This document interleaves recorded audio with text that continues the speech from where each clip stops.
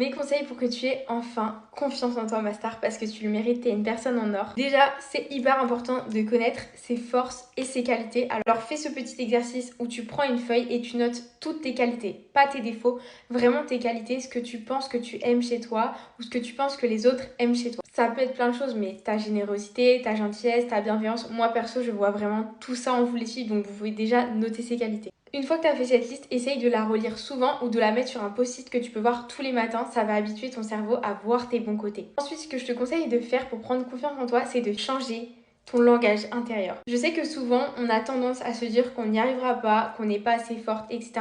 Ça, toutes ces mini-pensées parasites, tu vas vraiment les sortir de ton esprit. Parce que ça va vraiment te plomber et tu ne pourras jamais prendre confiance en toi si tu penses ça de toi. Et ne me trouve pas d'excuses pour me dire que tu n'es pas assez bien, pas à la hauteur, pas assez belle, nanana. C'est pas vrai, mes stars. C'est pas vrai et ce changement il commence aujourd'hui. Pour prendre confiance en soi, il y a vraiment une chose qui est vraiment hyper importante, c'est de prendre soin de son corps et de son esprit. Ça peut être fait à travers du sport, de la lecture, vraiment nourrir ton cerveau de choses positives. Le positif attire le positif. Ensuite, souvent, quand on n'a pas confiance en nous, on n'ose pas parler aux autres, on est timide, on se renferme sur nous. Alors, pour prendre confiance en toi, ce que je te conseille aussi, c'est de sortir progressivement de ta zone de confort. Essaye de te dire, aujourd'hui, je vais aller parler à une nouvelle personne, je vais aller lui faire un compliment. Essaye de penser à toutes les choses positives que cette action te procurera. Faire plaisir à quelqu'un, réussir un challenge que tu t'es donné, toutes ces petites choses, ça va te permettre de prendre confiance en toi réellement. Et en plus de ça, tu verras que les prochaines fois, ce sera beaucoup moins dur de le faire à nouveau parce que tu seras déjà habitué.